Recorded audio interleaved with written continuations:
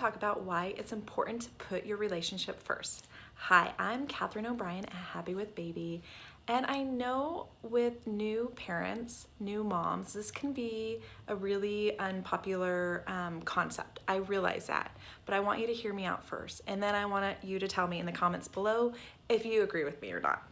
I know there's many moms out there right now that are probably thinking, great, I'm already taking care of baby and feeding and rocking and burping and changing the diapers, and I'm taking care of the house and making sure some kind of dinner gets put on the table, and I'm lucky if I even get to run a comb through my hair. And now you want to tell me to take care of my partner too? Aren't they supposed to be a grown-up? First off, there is a difference between taking care of your partner and taking care of your relationship. And I'm not asking you to take care of your partner because yes, they are an adult, and no, you are not their caretaker. Taking care of your relationship is very different. Taking care of your relationship is making sure that each person feels heard, understood, and supported. This is something we all need. You're never too grown up or too independent for it. It doesn't matter what kind of relationship you're in with your partner. You could even be divorced or separated parents. We all have needs as parents, and these needs just might look a little bit different depending on our circumstances. And here's why this is true. No one can do this parenting thing totally alone. We all rely on an entire community of helpers.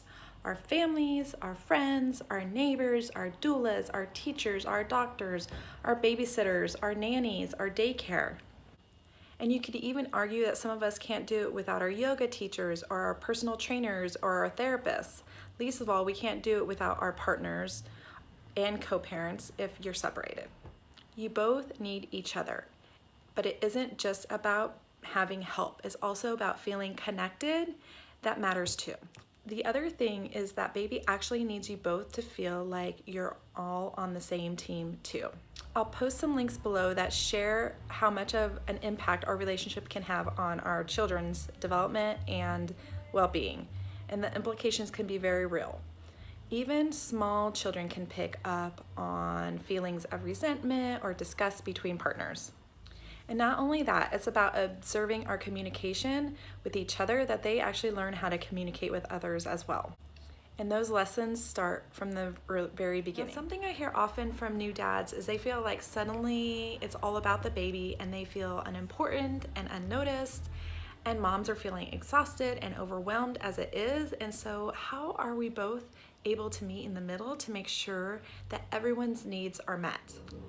Now, this is really just a quick meeting. It could be 10 minutes before work over coffee, or it could be during the baby's nap time on the weekend. And it's where you're touching base about all the upcoming events. Like maybe you have a massive project at work and that could potentially keep you at the office later than usual. And maybe you suspect the baby is teething. So you know you're gonna need to prioritize your own naps over doing the dishes or the laundry for the week. Or maybe you need to prep the house because your mother is coming into town for the weekend. Whatever it is, lay it all out and ask for the help that you need to get through it. And this might even be help that you need to outsource as well. And I think a key part of this is planning when each of you will need a break. Even if it's just a short one, carve out the space for it and hold that appointment with yourself as a sacred promise, right? This goes back to our other question of making sure that you're taking care of yourself. We have to help our partners do that.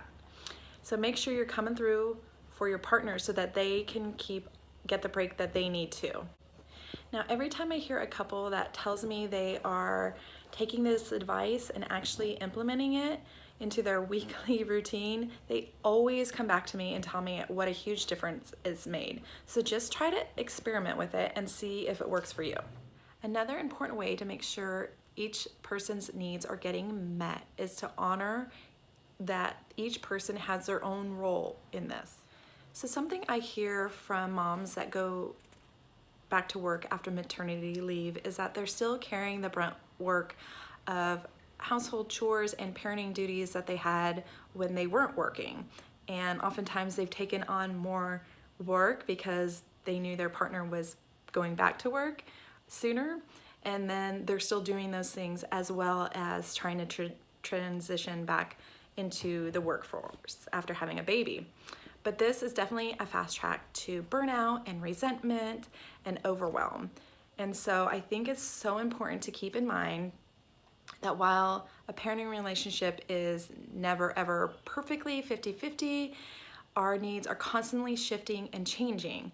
And it's important to talk about those changes, especially when you foresee it. Like if you can see, I know I'm going back to work in X amount of weeks, what are we gonna do to shift that and have a plan for that? We have to keep in mind that while a parenting relationship is never ever gonna be a 50-50 split, needs are gonna constantly shift and change. We need to be ready to shift along with it. We have to say to our partners, hey, this feels like too much, and ask them to step in and help. We have to let them know what we're feeling because they can't read our minds. And like I said in my video last week, we have to let them do the things their own way too, because it's so much better to have two parents that are both involved and supported than one that feels disconnected and one that feels overwhelmed, and both of them resenting each other. And both of these tips, the check-ins and honoring each other's roles, these boil down to my third and ultimate tip for today. Ask for what you need. I'm gonna say it again. Ask for what you need. And sometimes I'll hear from parents that get tired of having to say it. After all, you've been together for this long now. Why can't they just know what I need without me having to say it? I'll admit, I've definitely felt this way before, more than once, for certain. But the thing is, that line of thinking just isn't helpful. And because that reality is, they're not you. Because the reality is, they are not you. They don't live inside your head. They're not going to notice everything the way you notice things every time you notice them. And they definitely cannot anticipate every little thing without being told. Or if they can, you've probably just found the holy grail of relationship. So you really have two choices here. You can decide that they should just know and see what goes on for you, or you can just ask. And maybe you don't get what you want every single time, but I'd put my money on that you're getting what you need much more often. So give these tips a try. And if you get stuck, it's okay, because the tips are simple, but implementing them can definitely be challenging, and it's not always pretty, and it takes practice like anything new that you're doing. So let me know if you need any help. It really is worth investing the time and the energy. So doing the work little by little now and consistently throughout the years is going to be so much better than not doing the work and then trying to save your marriage later when it just might be too late. And until next time, you guys, take care. If you're in the Sacramento area and are expecting a new baby soon, or even if you just had one, we'd love if you came and joined us for our upcoming workshop, Mine, Yours, Ours, Relationship Survival Guide to Baby's First Year.